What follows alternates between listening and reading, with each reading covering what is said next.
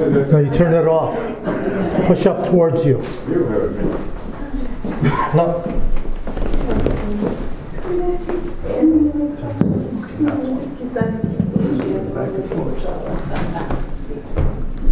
Слава Ісусу Христу! Святочна громада. Помаленьки ми приходимо до кінця нашого осіннього семестру. На другий тиждень ще один цікавий виступ, і наша програма буде вичерпана. Але чому я це вам говорю? Бо наш осінній семестр був винятковим і з великою ризикою. Ми не трималися одної чи двох тем, а зробили цей семестр тематично різноманітним. Включно з нинішнім вечором, і то не лише щодо вибору тем, але вибору прелегентів. Американці кажуть «variety is spice of life». Різноманітність – це спеції життя. Маючи публіку перед нами і перед собою, це велика ризика. Бо, на жаль, різноманітність є тісно пов'язана з віком людини, глядача. Переглядаючи праці психолога, популярного батька снів та найглибшого психіатра австрійця Сигмунд Фройду, я запримітив, що в його конклюзіях, висновках, різноманітність та заінтересована в житті людини йде паралельно з її віком. Фройд розділяє впливи різноманітності на 4 категорії людей, базуючись на їхньому віці. Отже, коротко, дитина є хижа на різноманітність. Юнацтво стає бути взагалі заінтересоване в різноманітності. Для середнього віку людини з часом різноманітність стає тягаром. Різноманітність починає перескажати. А в похилому віці різноманітність створює заміщення і плутанину в голові даних людей. Це ризико, про яке йде мова, буде найкраще представлено нинішнім вечором. А саме, де ми маємо англійську мову, тема з-поза цього світу, часи нам не знані, а все буде представлено для нас загальною невідомою людиною, яка є поміж нами. Постать прелегента Юрія Ісаєва для старшої генерації є тісно пов'язана із ім'ям Ісаї. Батьком Петром, визначним істориком Української католицької церкви, найстаршим братом Севолодом, соціологом і старшим братом Іринеєм, діячем пластів та спорту. Юрій є лікар-інтерніст, але найважливіше, він є оборонець прав ненароджених дітей, яким він посвятив ціле своє життя. 100% мораліст. Він є філософієць, бо скінчив всі студії в локальних інститутах, мав свою практику і ще далі має. Громадському життю як юнак є головою Українського релігійного товариства «Обнова», а тепер автор праць у нюсних, як ми маємо сьогодні нагоду почути. Прошу привітати колишнього президента Федерації католицьких лікарів штату Пенсильванії і колишнього президента Католицької медичної асоціації Америки доктора Юрія Ісаєва.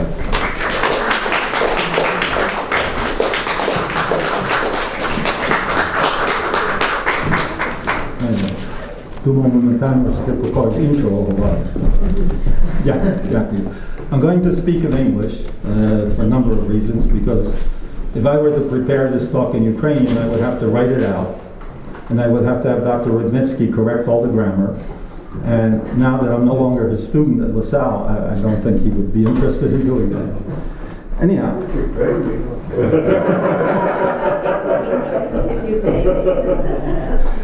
Okay.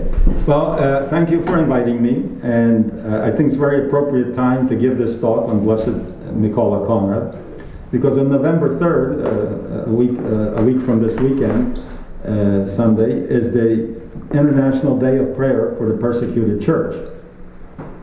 And I'm also grateful for this audience because it saves me time. I don't have to explain in a lengthy way how it is that I am a legitimate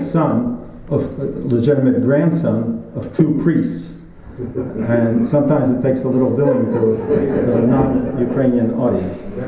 Anyhow, because many people do not realize not only is Mykola Konrad my maternal grandfather, but Father Ivan Isayu in Kolomeia, or Ivano-Frankivsk, is my father's father, who of course also deceased, but had the blessing that he was not a martyr, and that was due to a Good Samaritan Soviet army officer. And that's another subject, and if somebody wants to ask me about that at the end, I'll be glad to explain that, but it will take too much time.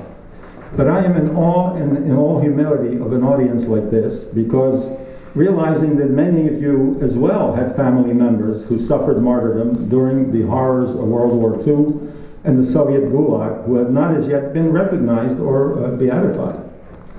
Bishop Mikhailo Hrinchishin, now deceased of course, as well, notified our family months before the pending beatifications became public in the year 2000. Of course, Bishop Hrinchishin knew my brother Sivalod from Toronto, which is where he came before he became the exarch in Paris for France. And we visited him in Paris at one of our international meetings. We stopped by, and he explained to us that these first 26 martyrs who were beatified in June of 2001 were only the tip of the iceberg, and that there were 1,500 cases of priests, religious, and lay people who could become saints as well. But there was not enough information available to proceed with their causes at that time. Many never even had their bodies recovered, and their cause of death could not be ascertained. Bishop Hrinchishin stated that even among the first 26, some of the work, mainly the required exhumations and pathologic examinations of the bodies to verify the cause of death, were not yet done at the time. But the Holy Father, St. John Paul II, dispensed with everything else, because at that time he said, I am visiting Ukraine and I will beatify anybody you can give me to beatify. He did that to every country that he visited. Pope John Paul II beatified and canonized more saints during his reign as Pope than the entire 19 centuries before, from the beginning of the Church. Now, Blessed Conrad's case was well known because he was one of the first priests to be killed by the KGB when the war started on June 22nd in 1941. And I'll just quote from Robert Royal's book, The Catholic Martyrs of the 20th Century. We have one here, and I will donate it to the St Sophia organization. It's an excellent book, and it talks about, it's a comprehensive world history of all the martyrdoms and all the persecutions that took place throughout the world during the 20th century. More people were killed, more genocide was committed in the so-called advanced 20th century than the entire history of the world up to that point. And he points it out. He has a very good section on Ukrainians, about Metropolitan Sheptytsky, also on Shlipei, and it's really worth reading. But I'll just quote one sentence which covers my grandfather. He said, when the Nazis broke their promise to Stalin in 1941 and invaded Ukraine, the retreating Soviets massacred hundreds of lay people and about a dozen priests. And that's all he says, because there are so many others that later on. And you will receive a handout, which I have here, which you pick up at the end. And one of those is the listing of all the martyrs of the Ukrainian Catholic Church of the 20th century. And if you look at the circled dates, the ones that say 1941, those were the ones that were killed when the Soviets were retreating after the war broke out on June 22nd. Of course, most of the others were killed later when they came back. So that was from 44, 45, and on through the 50s, when the great persecution continued to take place. So, I'm not an academician or a historian, and the purpose of my talk tonight is not to go into detail about the life of Blessed Conrad or the historical background which brought about his tragic death. Some of you here can probably do that much better than I can. But I have three goals tonight: to share a second-class relic of Blessed Conrad with you in the hope of bringing him closer to canonization by an approved miracle, to examine how heroic virtue manifested itself in his life, and to compare events of the 20th century to the 21st, as it is becoming clear that history is repeating itself. Since his beatification in June of 2001, our family has been distributing Blessed Conrad's prayer cards to anyone willing to accept them. We ask all to pray for a miracle. I even promise people that if they're instrumental in getting a miracle, I will pay their way to Rome for the canonization.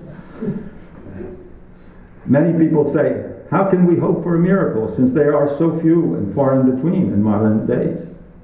Often I answer with the following question: do you ever buy a lottery ticket? Much to my surprise, most people say yes. And then I ask them, what are the chances of winning the lottery compared to the chances of getting a miracle? Probably a miracle has a better chance.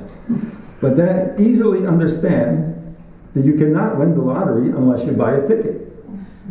Well, will God grant a miracle if you do not pray for one? Usually at that point, no more conversation. Okay.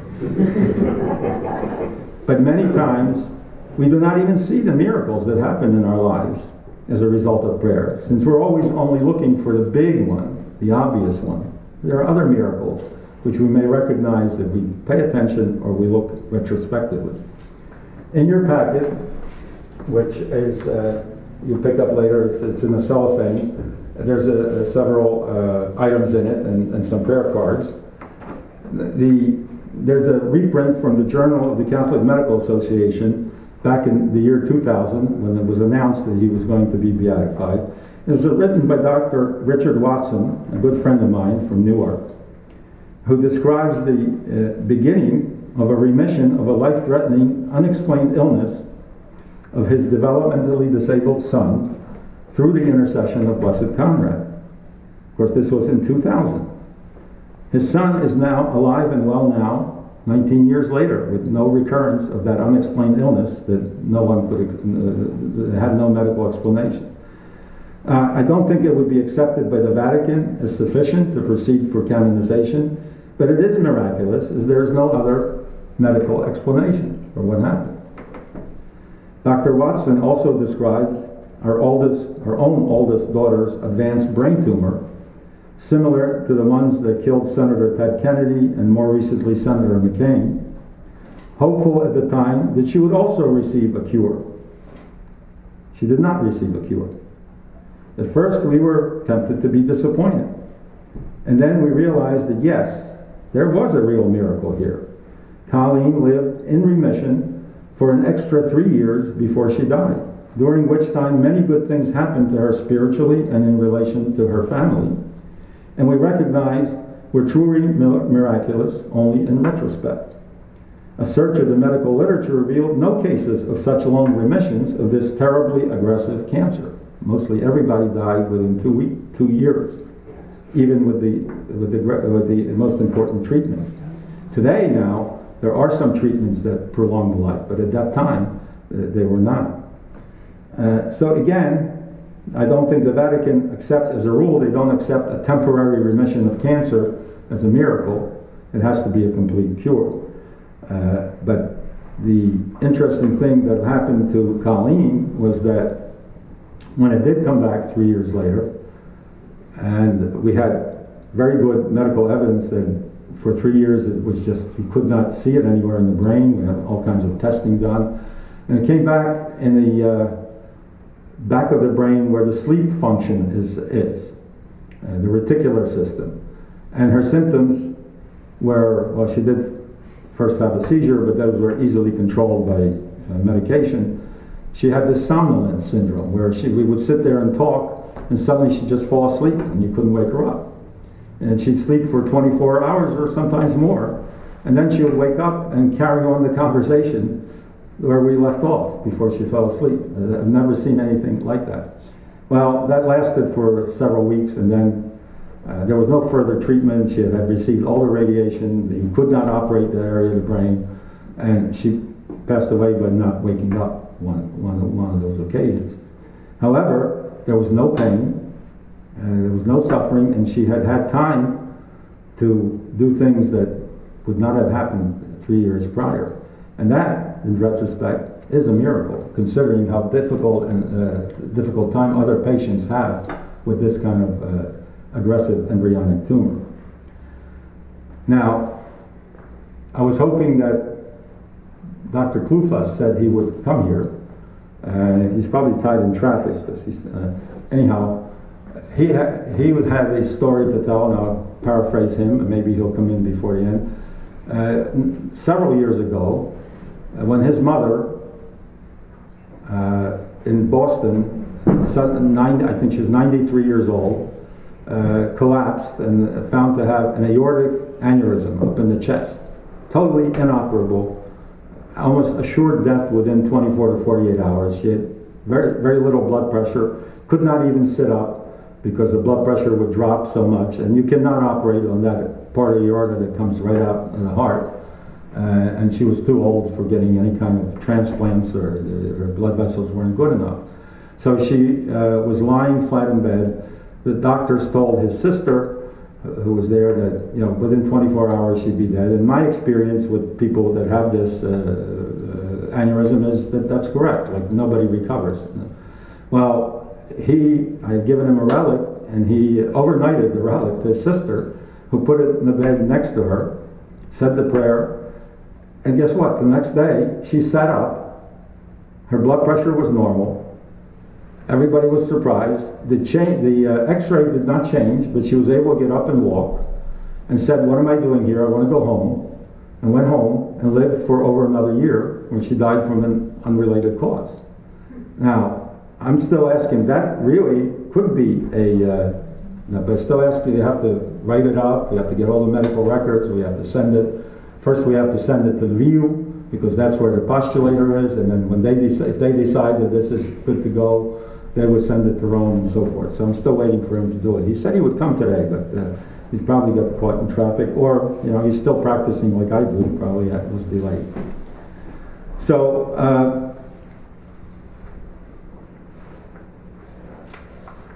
what I'm going to do is just briefly review, so that you can understand the heroic virtue, briefly review what the life of Blessed Conrad.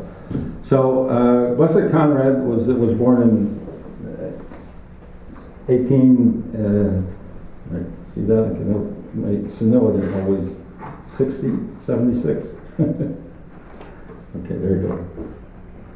1876, all right. And by the time he was 13 years old, he was a child prodigy.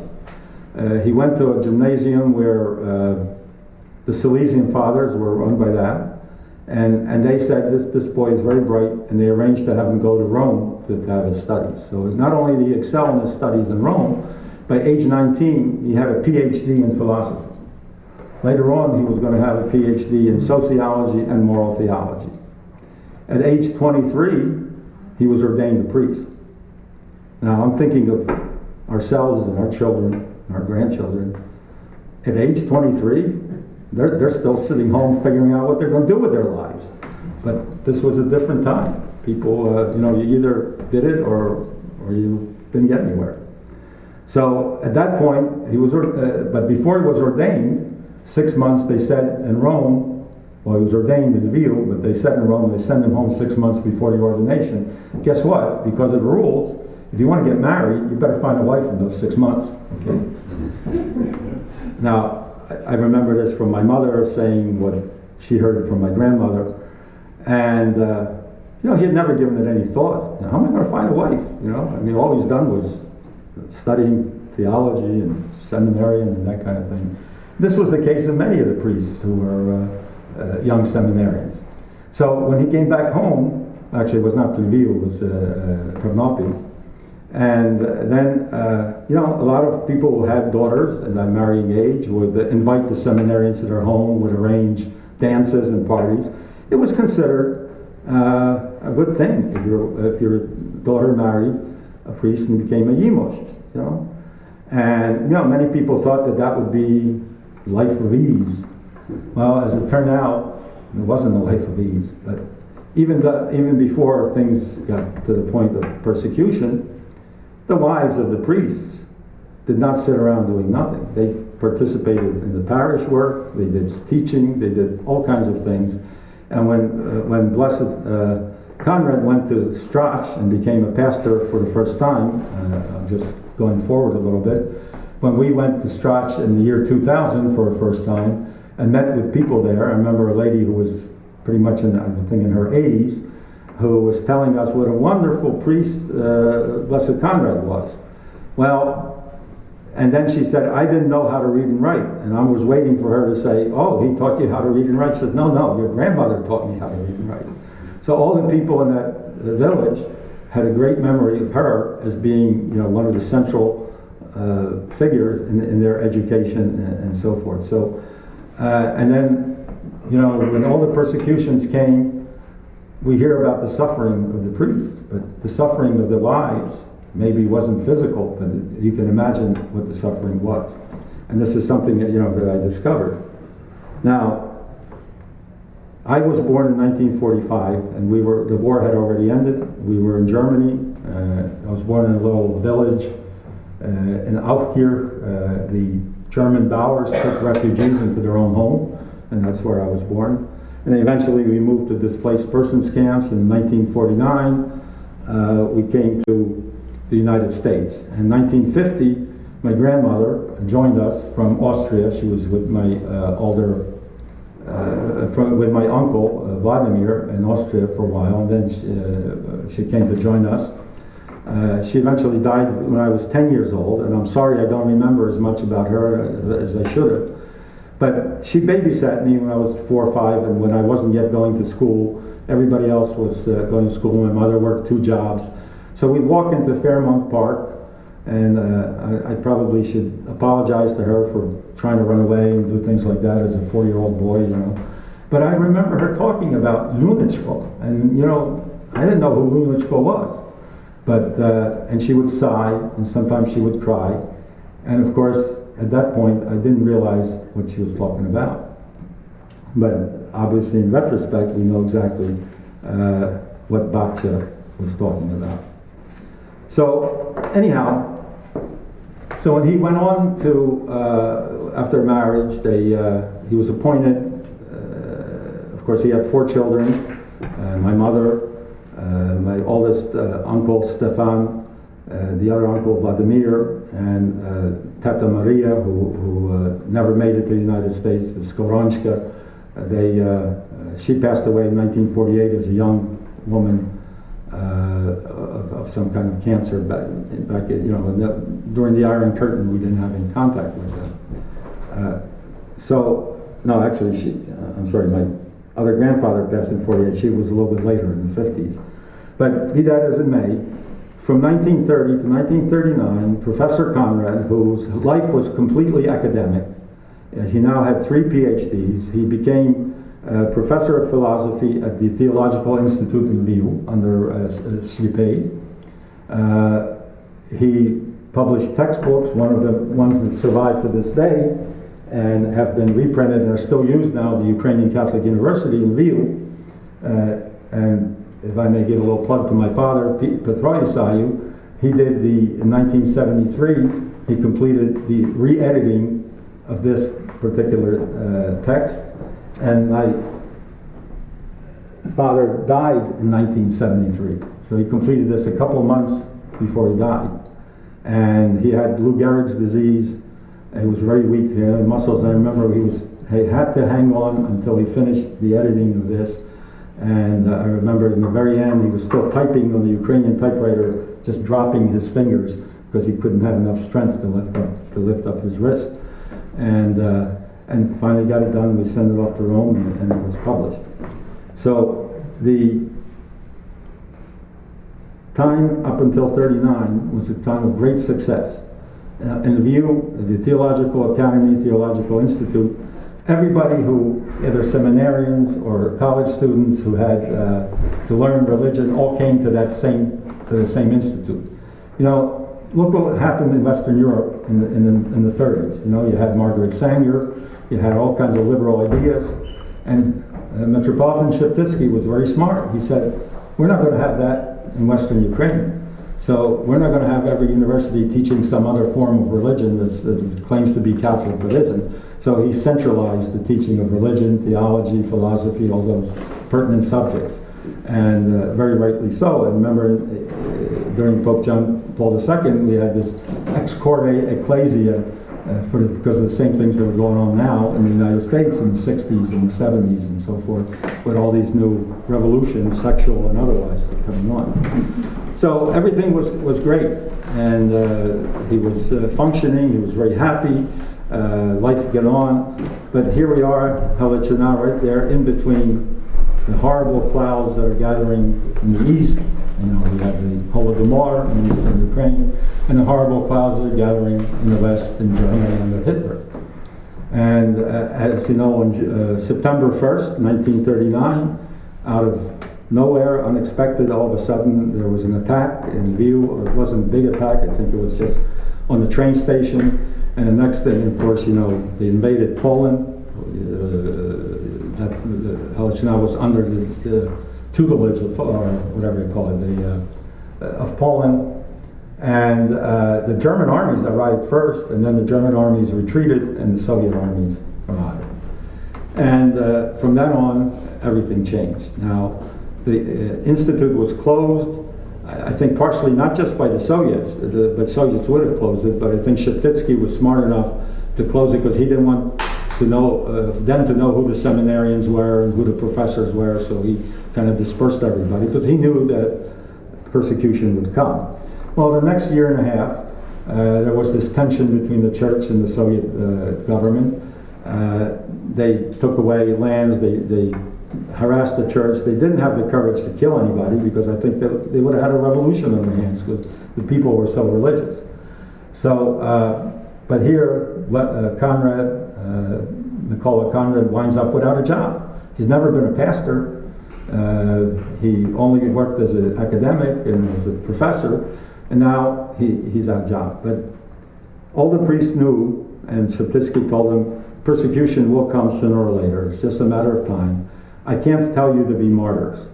You have to make your own decision what you do with your lives. I mean, there are many priests who were young, had young children, and decided to leave and go west to the German-occupied area. Now, you could do that illegally or you could do it legally. The way you could do it legally was if you were Volksdeutscher. And you had papers saying that up to the fourth generation German descent. Well, guess what? We have no German descent whatsoever. The name Conrad has nothing to do with German. It actually derived, as best we know, from Kondrati, Italian, way back when the Italian, under Austro-Hungarian Empire, the Italian builders and architects were imported into Ukraine and Poland and so forth to build all those wonderful buildings, as you see in Lviv, that look just like Vienna, and look just like Rome, and look just like that type of thing. But anyhow, but my uncle, who was a doctor, Uncle Vladimir, had studied medicine with many of the German students, and some of them were in Hitler's health system. So he was able to get papers forged somehow for both my mother and for my grandfather and my grandmother that they were Volksdeutsche and they were legally allowed to exit. So my mother and the three older children, I of course wasn't even conceived yet, did exit. And my father, under the name Isayu, had a little harder time, but he escaped eventually, thank God, because if he hadn't, I wouldn't be here today. So and that's another story. But so Blessed Conrad decided with those papers, they started heading to east, further west from Strach, along the same road. Yaniu, not Yaniu, Yavori. Okay, I'm sorry, I got it written down. But and then when he got to Strach, or somewhere before, he realized how many priests had left, and young priests. And people were saying, oh, the priests are leaving, and who's going to take care of us? And he said, to my grandmother, you know, our children are grown, let's stay. So that was the first act of heroic virtue. He could have escaped, he could have been completely legal, so he decided to stay in Strach and became the pastor there for the first time in his life at age 63. All right, well, they loved him there. I remember other people saying, I said we were there twice, saying how much they loved his sermons, because we were children, they said, and we understood his sermons. And I'm thinking, this guy taught graduate students and seminarians, and the children understood his sermons and loved him. So that's how good a teacher he was. So that life went on there for a year and a half, and then on June 22nd, 1941, day of the Corpus Christi, the Feast of the Corpus Christi, they were parading around, or processing around the church with the Holy Sacrament. And about a mile away there was an encampment, a military encampment of the Soviet soldiers. And all of a sudden German airplanes came out of nowhere, unexpected, and began bombarding the Soviet encampment. Now, keep in mind that this was maybe, I don't know how many miles, but I think Peremysh was the border between the Soviet Union and the German occupation of Poland. So that was very close by there. And so then Blessed Conrad told everyone to get back in the church, because even though the church wasn't getting shot at, but you know, stray bullets would come and hit a tree somewhere because it was so close by. And he put everybody in the church. And people remember, and there's one witness that remembers his sermon at that point, which was sort of, reminds me of Pope John Paul II when he said, "Do not be afraid." So he said, now the war has started. We have no idea what's going to happen tomorrow, whether we're going to be alive or dead. We have no idea what armies are coming, which way or whatever. But we know one thing, we know who we are, and we're not going to change. Even though the whole world around us is going to change, we're going to continue doing our obligations. We're going to take care of our families. We're going to serve God, and we're not going to be afraid, because we're going to ask for God's help. Now, little did he know at that time that 4 days later he would be killed. So the war went on. It didn't last very much, because the Soviets immediately abandoned that encampment and left. And for the next 4 days, as you could watch from the Church of the Assumption in Strach, it's up on the hill, you can see the road below. All the Soviet armies were retreating. You had tanks, trucks, people walking, and everybody was waiting, when will the Germans arrive? Well, at that point, Nikita Khrushchev, who was the butcher of Ukraine under Stalin, gave the order to start killing priests. And by Thursday, the 26th of June, several priests had been killed. Some by the KGB, some by the army. So word spread very, very quickly. And on Thursday morning, the 26th of June, Mikhail Konrad said Mass, and there was no more traffic on the road, because all the Soviet armies were gone. German armies had not yet arrived. And the parishioner said, look, we hear that priests are being hunted down by the KGB. There's no law, there's no order, everything's, please, we'll go to the caves, the famous caves in Strach, which gets the name after where back in the, I think, 12th and 13th century, Christians hid from the Muslims, and they were discovered and they were murdered in those caves, which is a place of suffering, of course, Strach. They said, we'll hide you in the caves until the Germans arrive. Well, a sick call came. The lady was sick and needed the sacraments. And it was across the main road on the other side of the village. And he said, well, I'm the only priest, and if this lady dies without the sacraments, it's my fault. So I have to do what I told everybody else to do, continue doing your obligations. And he went with the sacraments. Now, Vladimir Prima, his yak, his cantor, insisted on going with him. I will protect you if anything happens. He said to him, no, don't go. You're a young man. He's 35 years old. You got 3 children. Go home. But he insisted on coming.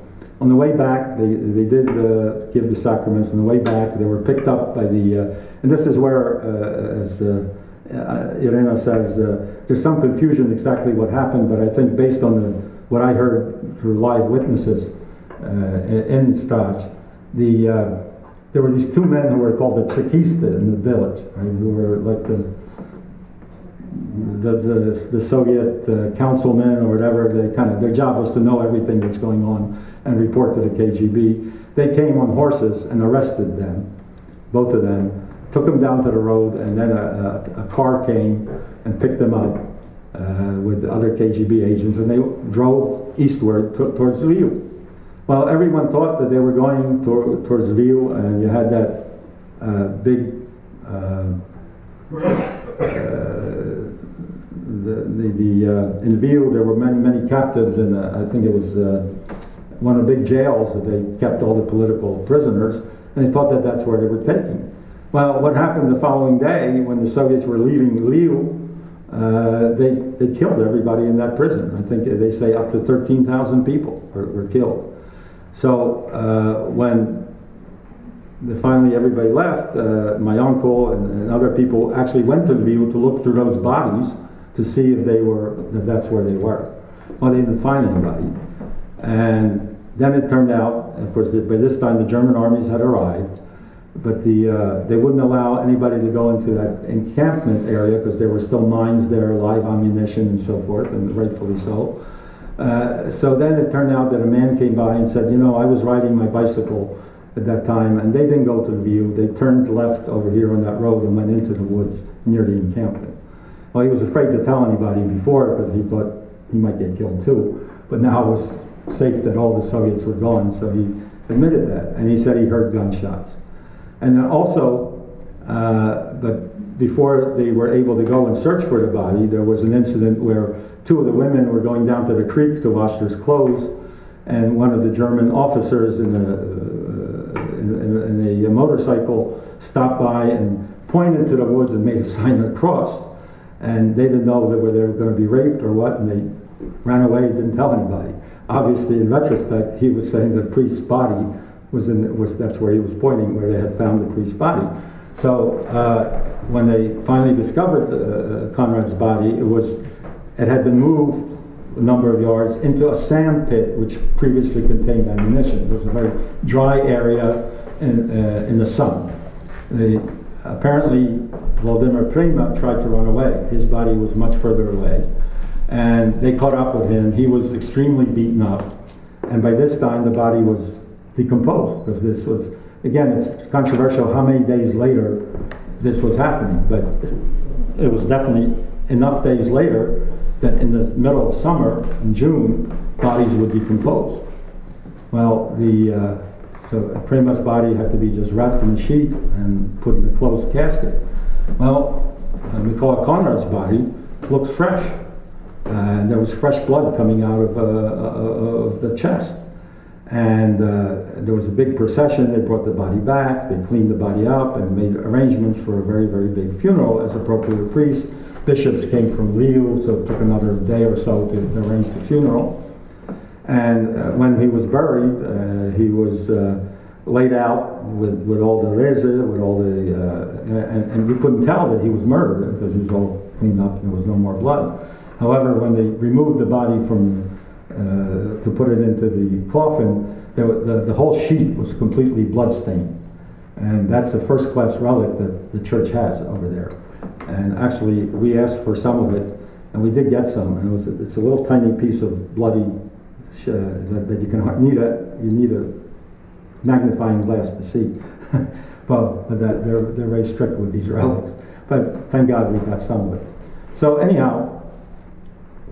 Now, what do you think my grandmother's thinking now?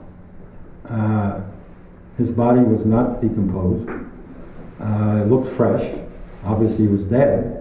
The other guy's body, they didn't even want to show anybody. It was so badly. What would you think? What was the logical thing to do? And it's days later. Well, maybe he was lying out there, still alive for all that time, suffering, and then died just before they found the body. Can you imagine what she was going through, what her mind, that would be the logical conclusion. So anyhow, after the funeral, now we have a greatest witness in the world, the funeral director's son, who later became a priest, perhaps because of this. We met with him, and he was one of the witnesses for the tribunal, for the beatifications, but he told us things that were not ever recorded in the official records. And he was then 14 years old, and he routinely helped his father prepare bodies for burial.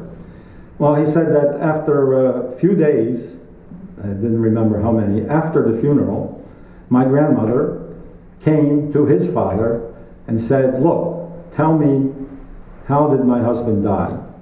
I want to know," because there was no signs of any wounds on his body when he was buried in full dress. So he says, my father said, "Okay, I guess you have a right to know, but tell me tell me, why are you coming tonight? Why are you coming today, not right after the funeral, or not on another day?" She said, "I had a dream last night. In my dream, I saw him walking down the street in full vestments. And I ran up to him in the dream and I said," and this is now Father Stefan Borovich telling us this years and years later. He was 14 years old. This is what he remembers.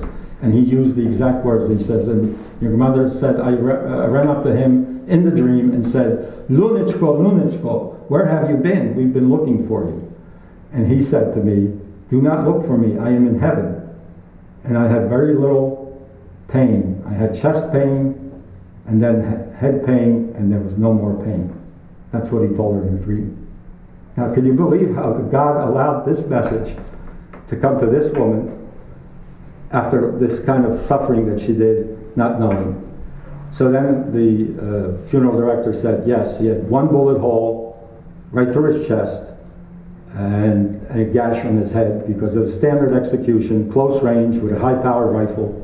And then, of course, the person still doesn't die right away. Then they would knock him out with the butt of the rifle on the head, cause a big gash near the ear or near the occipital region. So he verified that. Well, I say this is one of the interesting things that how God does take care of his people and allows these kind of things to happen. So I'm sure that dream, I don't know if any psychologist could explain it, but I think it had to be real. Well, anyhow, years passed after that, and when we found out that he was going to be beatified, my grandmother was dead, my mother was dead. My sister said, "Guess what? There's something about that Babcha brought with her when she came from Austria that has been very carefully put away, and she inherited it with all her belongings and all her clothes. I mean, my mother inherited it, and then my sister inherited it. And that our mother always said there was something special about it. So we went and looked through those old things, and we found in mothballs, and we found what turns out to be the relic. And what I'm going to do is I will show you the relic now in the interest of time.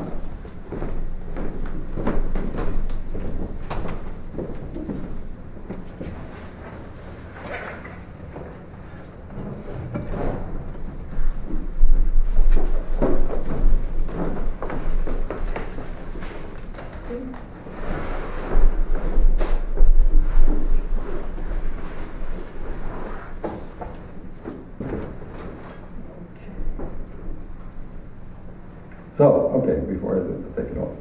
Well, you know what? We looked at it first, and here's what it looks like. Well, it's a dress. It's a woman's dress. I said, wow, what's so special about this? Well, then we look at the back, and there seems to be some funny kind of sewing going on here, especially if you look inside. There are panels. I mean, who makes the dress where you have a cutout here and a cutout here, and all these different pieces are sewn together? Well, we further examine it, and we look further, and we look in the pockets, and here's the other side of the pocket, and there's the bullet hole right there. As you can see, the little hole. I will display it so you can come and see it closely. So there's one bullet hole. And on the other side is a big rip. Okay, these were covered from the inside by a patch. We've now undone the patches because some of the relics we give out came from the patches. So this is the cassock he was wearing when he was killed. So guess what Grandma did, what Babcha did? She made it into a dress for herself. Now to this day we don't know whether she did it just to remember him, which I suspect was the reason, or because she needed a dress and times were tough. In 1944, the winter was very bad when they were refugees and so forth. But anyhow, so we discovered this. So this is a true second-class relic. A first-class relic is something that actually contains elements of the body, tissue, protein, etc. Second-class relic is something that the saint or the blessed possessed, touched, and had while he was alive. And of course, a third-class relic is something that is touched to a second-class relic, or is touched to a first-class relic. So the only thing is the third-class relic, if you touch it, you could take a prayer card and touch it to this, and that will become a third-class relic. However, the church rules say you should have it blessed for it to have the value of a relic, because I guess the church rules needed to do that, so you need to convince a priest that you're telling them the truth and you didn't just think it up. I guess that's the reason. All right, so anyhow, and not only is this bullet hole, and I worked for a medical examiner in Philadelphia for a while to further prove that there's a little hole beside that is a powder burn, which occurs when you shoot somebody at close range. Some of the gunpowder comes out with the bullet. And there's a very tiny little hole, is the powder burn. Now the exit wound, as the bullet goes through the body, rips everything apart, and then the exit wound is just one big gash. Okay, and then, as you can see, the cassock would have been pulled by that bullet and then punched through, and it's just a big rip, just ripped.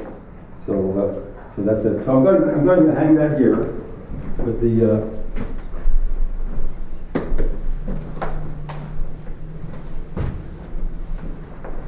Not exposed. So you're welcome afterwards to come and venerate it. But since you can't do that all night, we do have pieces of that. We've been cutting out some portions. He was a very big, pretty tall man, and my grandmother was very short. So there was a lot of material left over.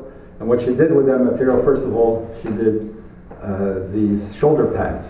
And we had these big wads of material that was cut from the bottom. And that was very common for women, I think, in those days to have shoulder pads. I don't remember that far back, but maybe some of you do. All right. So we were able to get material from that. And then also some of the places where it was cut and resewn, there was some extra material, and we were able to get material from that. The relic's been blessed. It's been blessed many times. And so I know some of you have received it at the meeting, but we have plenty. But if you already have one, well, there's a finite amount of relics, right? Eventually, I don't know how much of this we should cut up or not, but anyhow. So you're welcome to pick one up. And so in this plastic case, we have a little piece of cloth that comes from this. Okay, now if you already have one, but you also have somebody who's sick, or who needs a miracle, by all means pick up another one for that. But otherwise, I think one per family, because hopefully we'll be doing this for another 20 years. I don't know, will I be around 20 years? I don't know. But hopefully the miracle will come. We won't need to do it for another month. We'll be doing it under different circumstances. So in your packet, you also have a piece of information that describes this. Okay, it says relic of the Blessed Conrad, and it describes. Okay, but the most important part about this sheet is that on the other side is a set of prayers for persecuted Christians. And I'm going to end on this note that, as we know, who was it, Santayana, who said, history repeats itself. Well, but anyhow, if you read this book, Robert Royal, about the horrible persecutions that took place in the 20th century, well, there's an organization called Voice of the Martyrs, and that's some of their publications here, who keep track of all the persecutions that are happening today in the 21st century. And if you look at this map, okay, the yellow countries are actually called hostile, and this includes nations, a large area of nations, where national governments attempt to provide protection for the Christian population, but Christians are routinely persecuted by family, community members, and or external groups because of their witness. But restricted, this includes countries where government-sanctioned circumstances or anti-Christian laws lead to Christians being harassed, imprisoned, killed, or deprived of possessions or liberties because of their witness. Also included are countries where government policy or practice prevents Christians from obtaining Bibles, other Christian literature. In addition to government persecution, Christians may also experience persecution from family, community members, and extreme. So these are the black countries. So look how much of the world today people are being persecuted. And when I first looked at this, I didn't believe it. Because, do we hear about this much? I don't think so. And then I found recently our State Department is on top of this, and Pompeo, and that's also included in your. There was a government worldwide ratcheting up religious persecution. There was a new report in the State Department. I don't know what they're capable of doing about it, but at least they're aware of it, and it's being brought to the fore. Okay, and the last part here you have all the other blessed martyrs, and I will end, but you will see this is the original report on July 12, 2001. This is Report in the Wanderer about the beatifications of all the 20, but here they say 28 Ukrainian martyrs beatified. Now there's a discrepancy. Some places you see 27 martyrs, and some places see 26 martyrs. Well, there's an easy explanation, because at the time, people were so quickly trying to spread the news that some of the news media got confused. Well, there are actually 28 persons were beatified, 27 of whom were martyrs. Okay. However, they were beatified in 4 different presentations in front of the Pope in Lviv when we were there. Is there anybody here who attended that? You were there. You were there, of course. And so it was Bishop Charnetsky and companions, which means loosely it means everybody who was killed by the KGB or the Soviets. They weren't all killed at the same time, but as you see on this icon, which is the official icon, there are 26 of them. Then Father Emilian Koch had a separate presentation because he was killed by the Nazis. And that's an interesting story. I'll just briefly tell you something. Talk about heroic virtue of all these priests, if you get the reading on. The Ukrainian Catholic Educational Center has published these booklets, both Ukrainian and English, about the priests, the martyrs. But Father Koch was the next in line to be killed after 1941, because during the Nazi occupation, there was no official persecution of the church. But if you dare help Jews, you were punishable by death. And Father Koch was in an area where there was a synagogue nearby. And his 2 daughters survived, and later went to Canada, and they printed all this up, and they know exactly what happened. Well, in 1941, and talked about how God works, in 1941, when the first, when the war broke out and they were retreating, just like when my grandfather was killed, the KGB tried to kill Koch. But they came to his house, and I think his wife had already passed away. He had the two daughters, and they were praying the rosary, and the KGB agent said, "I'm going to kill you, and we're going to have fun with your daughters." And at that moment, German airplanes bombed in the area, and a bomb fell, and plaster fell from and so forth. And these 2 KGB agents just didn't kill him, just ran away, got in their car. Well, there was no other bomb. It was a stray airplane dropping a stray bomb. They were not bombing that city. Anyhow, so he survived that, and of course the Germans arrived, and he went back to his pastoral duties. And then the Germans came and locked all the Jews in the synagogue on one of the Saturdays, and locked all the doors, barred the doors, and set the synagogue on fire. So all the people came to Father Coach and said, Father, look what's happening. The Jews are being killed inside their own synagogue with fire.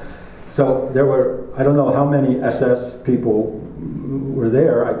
They didn't give us, but there were SS people doing this, and maybe 400 people were standing around watching. And Father Coach goes right up to the door, right in front of the SS guy, pulls down the barricades, opens the doors, and starts pulling the Jews out. Saved many of them. Some of them had already died. Well, you would think that the SS would have killed him, would have shot him. You know what? They retreated. And I guess the obvious reason is there's 400 faithful church people standing in back of you. If they dared shoot the priest, they probably figured he'd never get out of there alive. So they actually, the Jews were so thankful to him that they came to him, and then they said, look, is there something you can do? And this was done eventually. Give us baptismal certificates so we can leave the country and nobody will know that we're Jews. And he went to Sheptytsky and he said, I want to give these certificates, but you're not supposed to give out unless somebody's really being baptized. What should I do with it? Is it legitimate or not? And Metropolitan Sheptytsky said, well, you can baptize people in an emergency when their life is threatened. So give them out the thing, and in your mind you're baptizing them because their life is threatened. So he gave out many, many hundreds of these baptismal certificates. Eventually he was discovered, and he was then arrested, and he was sent to a concentration camp, one of the German concentration camps, where under hard labor and so forth. Well, there's transcript from his trial. Of course, the Germans recorded everything. Every word was recorded, stenographers, etc. When the Soviets tried somebody, you can't find anything. They had little postcards or little pieces of paper where they put the guy's name on. There was no record of what they did. But it's a whole different cultural setup. The Germans were very proud of what they were doing. So we have all the transcripts eventually, and they told him, look, didn't you know that helping Jews was punishable by death? And he said, well, I didn't know it was punishable for death. But so anyhow, well, now that you know, are you going to stop doing it? And he said, well, I can't stop helping somebody who's in need. No way am I going to do that just because it's dangerous to me. So that's when they send him to the concentration camp. But his brother or somebody in his family was actually at that point, and you'll see he died in 1944, was an officer in the division, in the Divizia. And so that was a little politically tricky because the Divizia was, of course, fighting under the banner of the Germans. So they tried to get him out, and he wrote a letter, the last letter that he wrote before he died in the concentration camp, because they were worked to death and not given enough food. And he said, look, I am here in this concentration camps, and we have about 300 people, and there are Catholics, non-Catholics, Jews, political prisoners, French and other nationalities, and they all come to Mass every day. And I know now that this is the reason I was called to be the priest, because every day there's fewer and fewer of us, and I know they're all going to heaven, and even the non-Catholics. He says, however, so don't try to get me out of here, because I don't want to leave this place. But I'll tell you what, he said, pray for the people who run this place, because their souls are in danger, in mortal danger of eternal hell. Their souls. So pray for the people that are in prison in that, and he eventually died in that. So talk about the heroic virtue of that, anyhow. So he was separately beatified. It was on the same ceremony, and then you had Mother Hordashowska, who was a nun, who died in 1919, but she was not a martyr. So that made the 27. And then you had Bishop Romja, who was beatified separately, because he was killed by the communists, also KGB, but he was in a different diocese. So the problem is that this Chernetsky and Companions includes Bishop Koch, Father Koch, and then they have the separate one for Father Koch. So Father Koch is listed twice. That's how he got 28, when the press look at it. So they're really 27 martyrs, 26 martyrs, and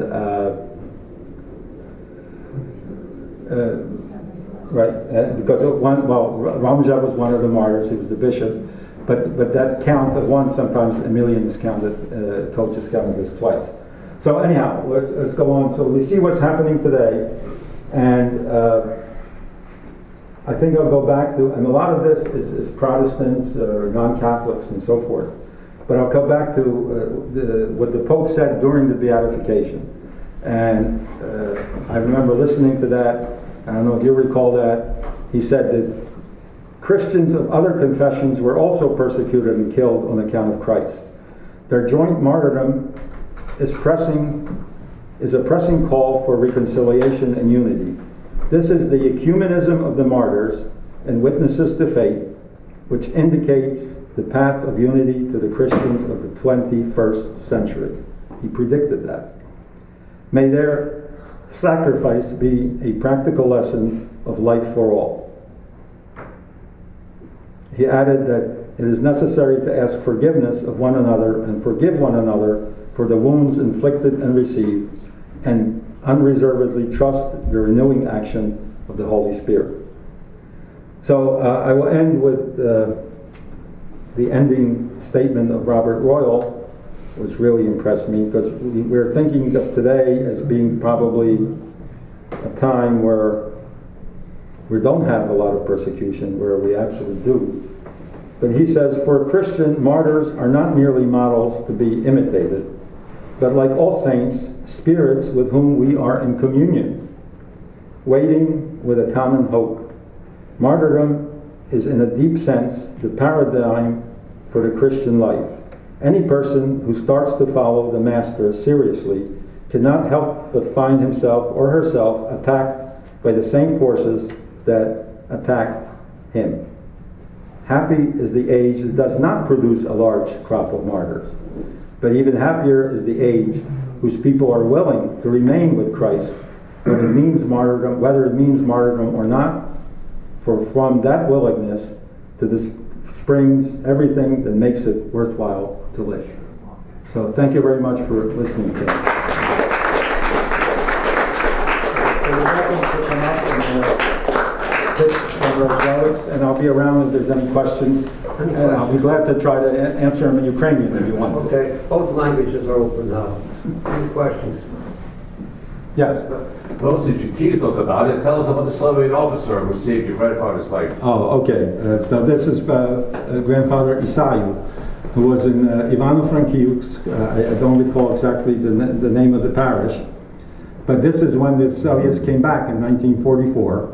And if you look at the historical books, they did not start the persecution right away. You know, where it took a while before they created this new church with where everybody was asked to sign on to becoming Orthodox, with the bishop being made out of the illicit bishop and so forth. I don't know exactly how long it took, but it took a while. So there were no KGB actually in that town, in that village where my grandfather was. It was only the military.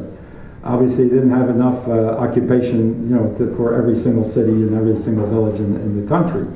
So there was a colonel, and this is a story that we get from a distant cousin of mine who was related through my father's other cousins who were left behind. And we assume that this is accurate.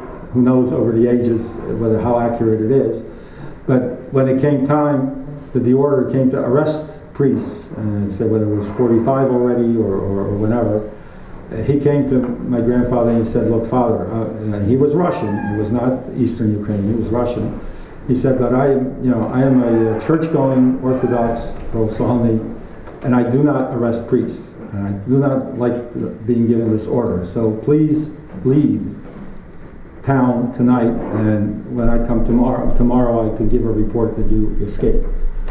And Father Isaiah said, "No, I'm not going to leave my flock. You do whatever you have to do.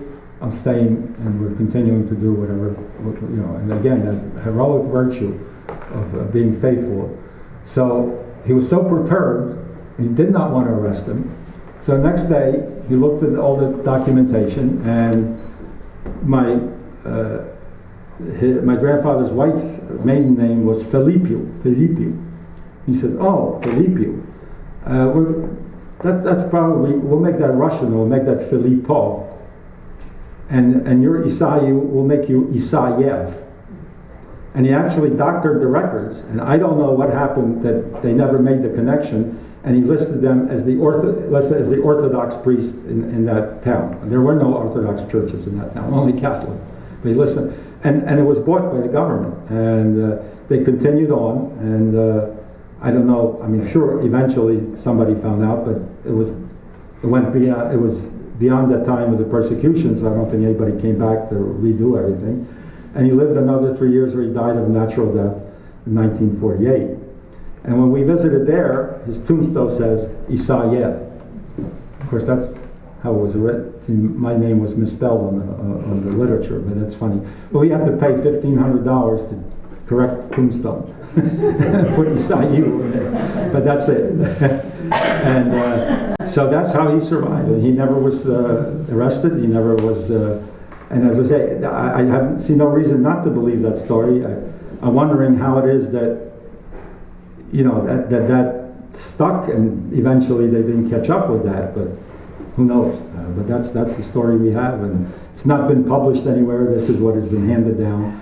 But we do know that he continued running the church, and supposedly did not sign that paper that the others were forced to sign, or were executed if they didn't sign. So that's the answer. Yeah. Anyone else? Okay, thank you so much.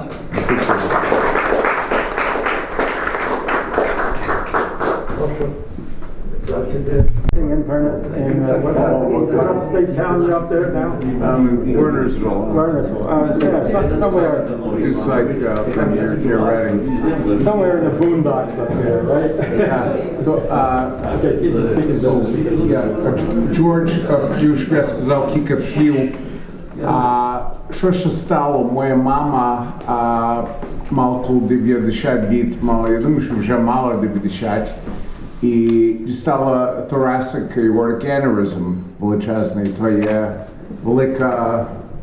великий балон, там, де виходить, як ще кажуть, аорта. Виходить підсеча. І той балон був... I said everything in English. Так, коло 9 сантиметрів, досить великий. І Джордж знає, ніхто з таким не живе, то є неможливе, що можуть зробити є відчати і направити хірургічно, але хтось, що має 90 літ, то би не жив. То є неправдоподібно, що вийде з яким-небудь розумом, напевно, буде nursing-home і vegetative. Що ж стало, ми ще приготували туди на похорон, і то ми вирішили, що то вже нічого не можна зробити. Я запам'ятав, що як ми були в Філадельфії, туди як їхав до на біатифікацію, мені вислав такий пакет з тим реликом, знімку велику, там були книжки 2 чи 3. І я говорив зі сестрою. Моя сестра є досить релігійна. І вона казала, ти то маєш, ти мені не сказав. Я кажу, я не пам'ятав навіть, що я то мав. Я то прийшов в почті, я в афіші вставив в шуфляду, я пам'ятав, де я вставив, але я не подумав про то взагалі.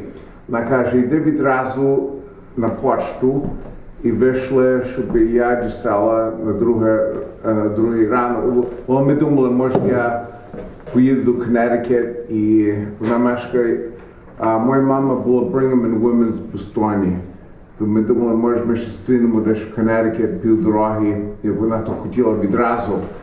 Я кажу, я вставлю на почту з 25 доларів, туди були, тепер може є більше, така куверта, де на другий день гарантують delivery.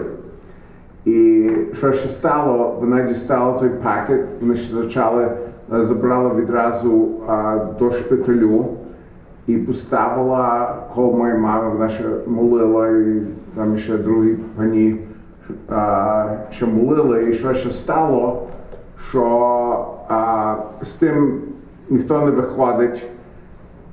Моя мама почала говорити, їсти і почала ходити. І навіть вона ще жила рік і пів потім дістала строк і вмерла, не є певні на що, але не з того. Вона навіть лізла по сходах таких, як то, без проблеми.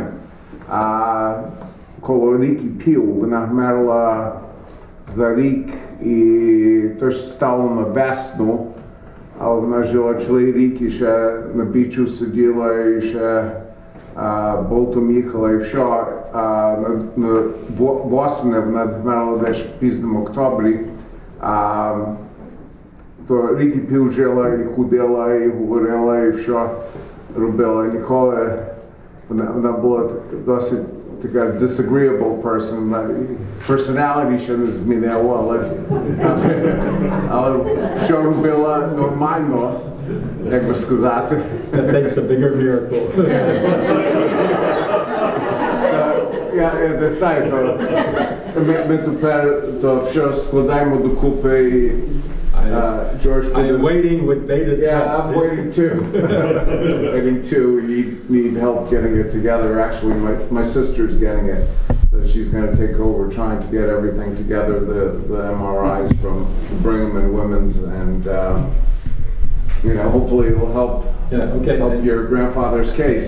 And now we're fortunate that we have Bishop Gujak here, and he's very attuned to these things, so I can go to him, and then he'll help me get it. Yeah, you've never heard of anyone surviving a 9 Never. I mean, it's impossible. No. What the doctors at the Brigham said, they thought it somehow cannulated somewhere, and I mean there's a bunch of MRIs and sort of voided the aneurysm, clotted over, and I don't know what happened. I mean, there's no good explanation. But, did they ever do any kind of a test after your mother or? They did multiple MRIs and CAT scans. Did not shrink. It just recannulated. A new pathway developed.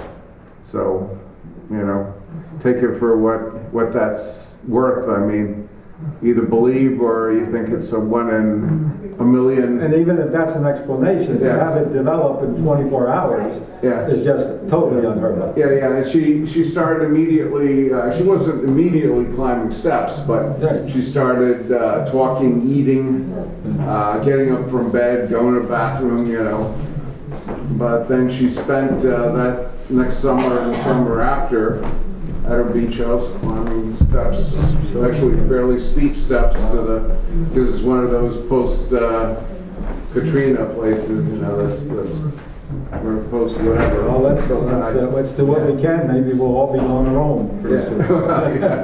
They'll die, So I don't know, but that's the other question I have for you. You said there's 27 and 8. Where does the man that's buried in Winnipeg, where does he fall? He was one of the 26. Oh, he's one. Okay. Yeah. I just wondered where he falls. But now that you remind me, when we had the ceremony, and I don't know if you remember, during the ceremony, during the mass, of course, the Ukrainian bishop said the mass, and the Pope just sat in back of the altar because he wasn't participating because he's Latin right. So, and we had these big, TV monitors so everybody could see. I mean, there were 1.5 million people there. And when they focused on the Pope, as you might expect, I mean, he just traveled from KU. What a tremendous, he was there like 3 meetings a day and so forth. So, and this beautiful choir singing, and the Pope was kind of dozing off a little bit. And then came the time for the presentations. And then, of course, he woke up and they presented the 4 different causes. And he looked at it and he said, I'm not sure I'm quoting exactly, but he said, it was of course reading, he said, having listened to these presentations, and having looked at the recommendation of the council, or whatever, the Pontifical Council for the Causes of Saints, we hereby declare all these people blessed now and into all eternity. And it just hit me like a rock. Is there another person in this world who has the authority to declare anything into eternity besides the Pope? Is that amazing? Okay. The priest patch. Shvina righteous, have they been installed? Did they install him as one of the righteous? The Israeli government. Yes, they did. They did. They did. Yes, absolutely. And it was interesting. Let me read you another quote. There was a very good book, and I don't know if everybody's heard of it, written by a Jewish fellow by the name of Kurt Levin. You've heard of it, I'm sure. Dr. Rudnitsky's heard of everything. Okay. And he was the son of the Jewish rabbi, who was a very good friend of Metropolitan Sheptitsky. They ate dinner together and things like that. And Metropolitan Sheptitsky's brother took, when the Germans took Kurt in and made him a seminarian in the, what's the name of the order? Studente, right, yeah. And they were, yeah, and the seminary was somewhere in the Carpathian Mountains. Not even the other seminarians or the other priests there were told that this fellow was Jewish. That's how dangerous, because they were so afraid that somebody would find out. And he writes in his book, which is a wonderful book, because he eventually came to the United States. He wound up a millionaire. He wound up owning a company that does business in Germany and Japan. And he said at the end of his book, the only reason he was so successful in those two countries was because they were not allowed to have a military after the Second World War. And whatever business he was in, that's what helped him. But anyhow, so just one quote that Robert Royal says. He says, the labor, because this really struck me, because how often do you hear about Ukrainians who are cooperating with the Nazis and killing Jews and whatnot and so forth. And Kurt Lewin says, the labor of saving Jews was possible only because of the cooperation of a small army of monks and nuns together with some priests. They gathered the Jews into their monasteries and convents, orphanages and hospitals, shared their bread with the fugitives, and acted as escorts with total disregard of the danger. For 2 long years, no outsider knew about the Jews who were hidden in each and every cloister and even in the Metropolitan's private residence. Isn't that amazing? Yeah. If you would like to eat something, go ahead and say, feel free to donate.